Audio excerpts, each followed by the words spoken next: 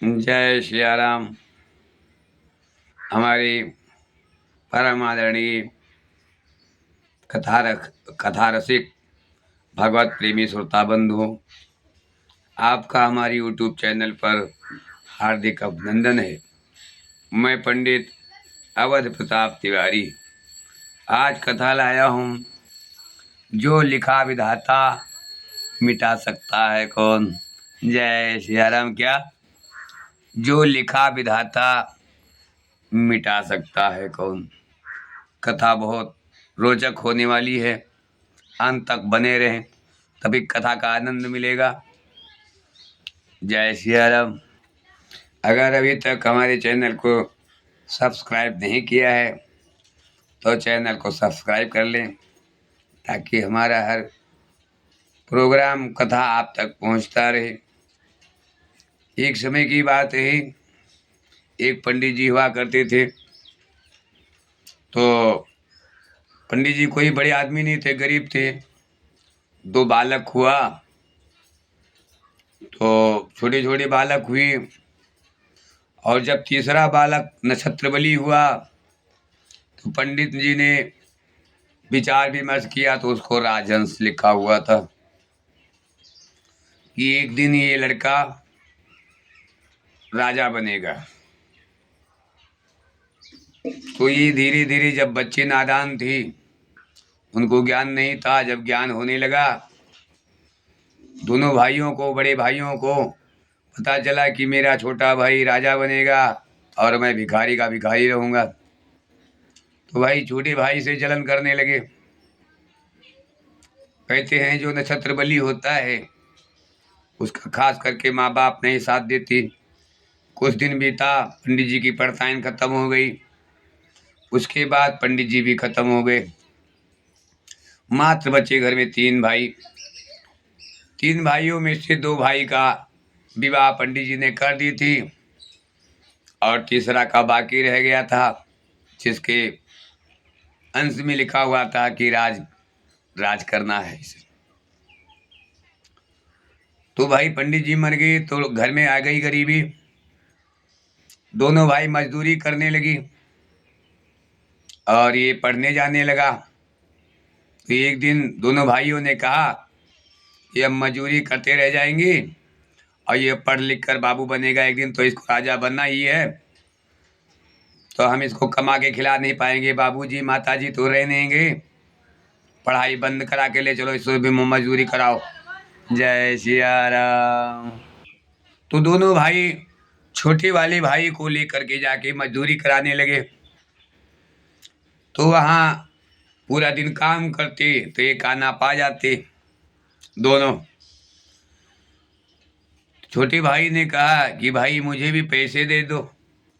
तो दोनों भाइयों ने मारा, बोले तुम क्या करेगा पैसा, देखो मेरे बीवी बच्चे, मेरे बीवी है, मेरे को खर्चा है, तुमको क्या खर्चा है, तो खाना पीना, खाना खा और पड़े रहे, चल मजदूरी कर, बाप दादा कमा के नहीं रख के गए हैं जो तू बैठ कर खाएगा।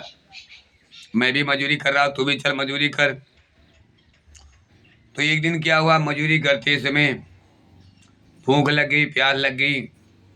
तो बड़े वाली भाई ने कहा कि अगर थोड़ा मुझे चिवड़ा और भेली मिल जाता, खा लेता तो थोड़ा टाइम और गोड़ लेता, मजदूरी कर लेता मैं, हिम्मत नहीं लड़ रहा है, भूख लग रही है। तो दूसरे वाले ने कहा कुछ नहीं भैया, अगर नमक रोटी मिल जाती एक टुकड़ा खा लेता तो मेरा पेट भर जाता, थोड़ा और काम कर लेते, अब काम नहीं किया जा रहा है। तो सबसे छोटे वाले ने कहा मुझे 56 प्रकार का व्यंजन खाना है, मुझे 56 प्रकार व्यंजन खाने का इच्छा कर रहा है। इतना सुनते ही दोनों बड़े भाई ने छोटे भाई को गिरा कर मारना शुरू कर दिया। बहुत मारा कि यहाँ नमक रोटी नहीं हट रही है, चिवड़ा चबैना नहीं हट रहा है, और ये ताना मार रहा है 56 प्रकार का व्यंजन खाएगा ये। मार के किसी तरह छोटा वाला भाग के आया घर पे आया और अपने भाभीयों से कहने लगा, भाभी भैया बहुत गुस्से में हैं, बताना नहीं, मैं कोने में जाके छुप के सो जाता हूँ। लेकिन वो लड़का बहुत समझदार था।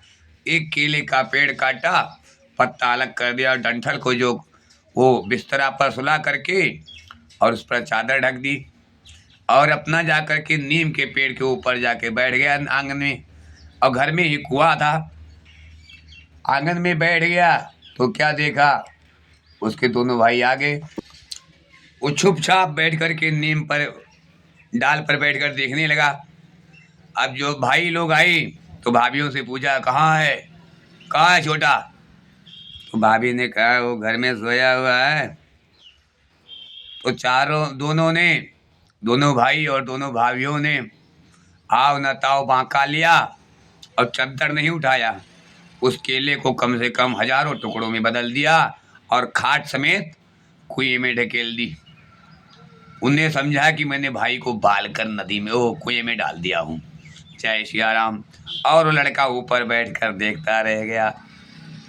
अब ये लोग जब ये सब सारा कांड करके सो गई तो बालक उतरा नीम की डाल से और रात में भागने लगा, भागते भागते भागते भागते बहुत बड़े जंगल में जाके पहुंच गया।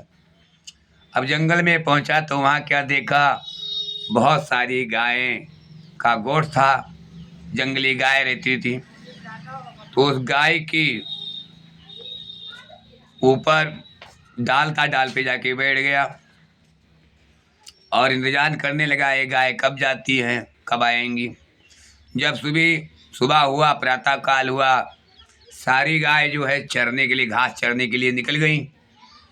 तो ये बालक नीचे उतरा और गोबर पानी सब साफ किया, जहाँ बहुत गंदला हो रहा था बड़ी साफ सफाई करी। और जब आने का समय हुआ, शाम होने लगा, तो इसे फिर जाके ऊपर बैठ गया। ऊपर मतलब डाल पर जाके, पेड़ के डाल पर जाके बैठ गया। तो सारी गैयों ने विचार किया कि अभी तो हम गए थे, बड़ी गंदगी थी यहाँ पर, ये साफ कौन किया है, पता लगाना पड़ेगा। चलो हो सकता है कोई आया होगा। दूसरे दिन भी गाय लोग गई तो भी उतर कर भी सफाई करने लगा, ये बहुत ज़्यादा साफ कर दिया। तीसरे दिन भी गाय लोगों ने सो विचार किया कि आज घास चरने नहीं जाएंगे, आज पीछा करेंगे, ये कौन है जो तेरी सेवा कर रहा है छुप छुप कर। अब गाय चरने नहीं गई, इधर उधर जाके छुप के खड़ी हो गई। और ये बालक ने देखा कि गाय माता चली गई हैं, ये नीचे उतर कर सेवा करने लगा। और जैसे झाड़ू खरहरा पगड़ा साफ करने लगा, चारों तरफ से गाय लोग आ गई। ये भाग कर पेड़ पर जाके बैठ गया। गायों ने कहा भागता क्यों है बालक, अरे तूने मेरी इतनी सेवा किया है, नीचे आ, कौन है तू, कहाँ से आया है। तो बालक ने सारा वृत्तांत कह दिया कि मैं फला देश से आया हूँ और ऐसा ऐसा कांड हो गया मेरे साथ माता जी। तो गौओं ने कहा कि ऐसा घबराओ मत, अब तूने मेरी इतनी सेवा की है, मैं तेरा ऋणी नहीं होंगी। ऐसा करो दूध पी लो आकर के, हम लोग का भूखे होंगे तुम। तो गौओं ने अपना दूध पिलाया और कहा जाके कुम्हार को ले आओ, कुम्हार को बर्तन समेत ले आओ, और आएगा वो दूध ले जाएगा, बर्तन तुम्हें दे जाएगा। जय सिया राम। कुम्हार को बुला लाया, कुम्हार ने बहुत सारा मिट्टी का बर्तन दे दिया, उसके एवज में बदले में दूध लेके चला गया। अब उसी दिन से जो है बालक को रोज बर्तन में दूध भरे और बाजार चला जावे बेचे। और लेकिन एक काम था, वहीं एक भी मोटा सा बिल था, उसी बिल में जो है दूध थोड़ा डाल दिया करे, उसका नेम पड़ गया, अपना पीने से पहले उसमें थोड़ा दूध डाल दे। उसमें रहता था फिटारा नाग, अब वो नाग भी अंदर दूध पीवे, वो भी मगन हो जावे। तो कहते हैं ना, अब टाइम आ रहा है, ब्रह्मा के लिखा कोई मेट नहीं सकता। तो काफी दिन बीत गया तो नाग निकला तो ये जैसे दूध डालने चले तैसे नाग ने फंड उठाया तो ये भागने लगी। नाग ने आवाज दिया, ए बालक भागो मत, तूने मुझे बहुत दूध पिलाया है, इधर आ।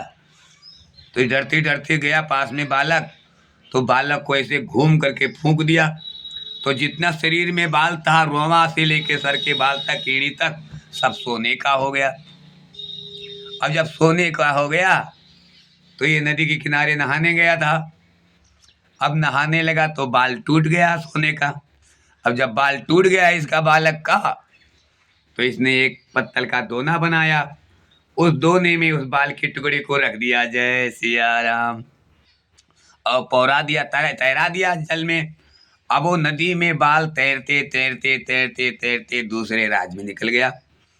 अब दूसरे राज्य में निकल गया तो वहाँ की राजकुमारी जो थी स्नान कर रही थी। उसने अपने सहेलियों से कहा, दासियों से, देखो वो दोने में क्या है, लाओ इधर लेकर आओ, देखूं क्या है। तो उन्होंने सहेलियों ने, दासियों ने उस दोने को पकड़ के लाई और कहा कि हे राजकुमारी जी, इसमें तो सोने का बाल है, जय श्री राम। तो राजकुमारी ने प्रण किया कि ये सोने का बाल जिसका होगा मैं उसी के साथ शादी करूंगी, अन्यथा मैं हमेशा कुंवारी रहूंगी, जय श्री राम।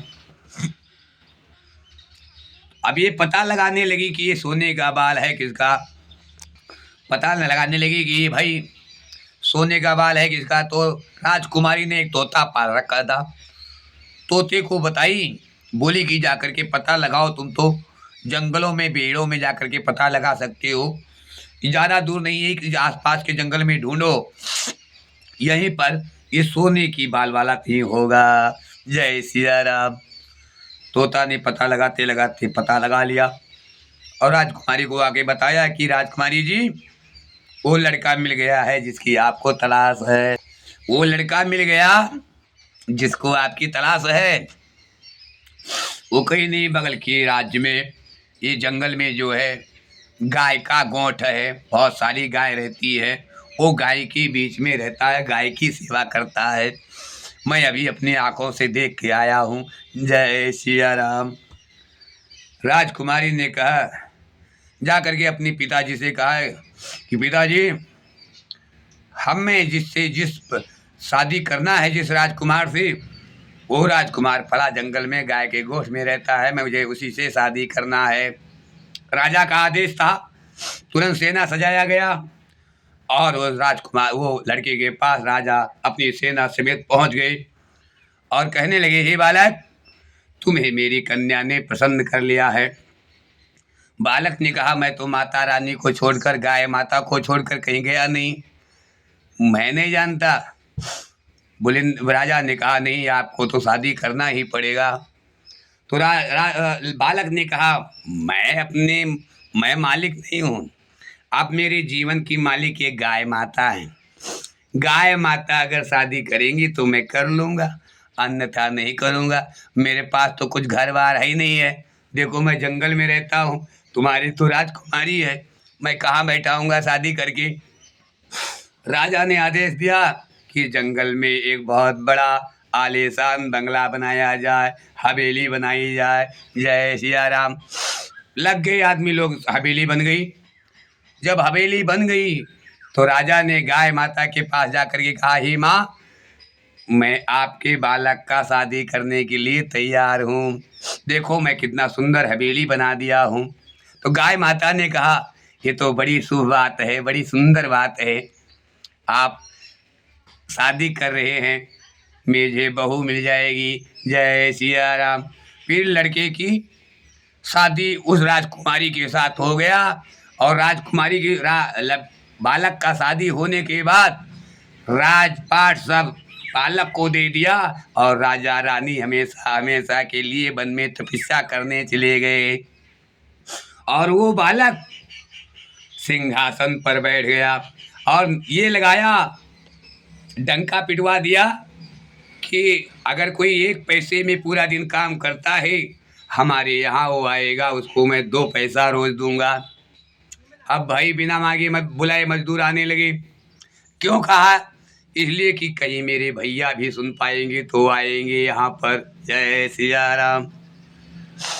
जब दूसरे दिन 2 पैसा सबको देने लगे, तीसरे दिन डुग्गी पिटा दिया कि सबको 2 पैसा मिल रहा है, मैं 4 पैसा कल से दूंगा।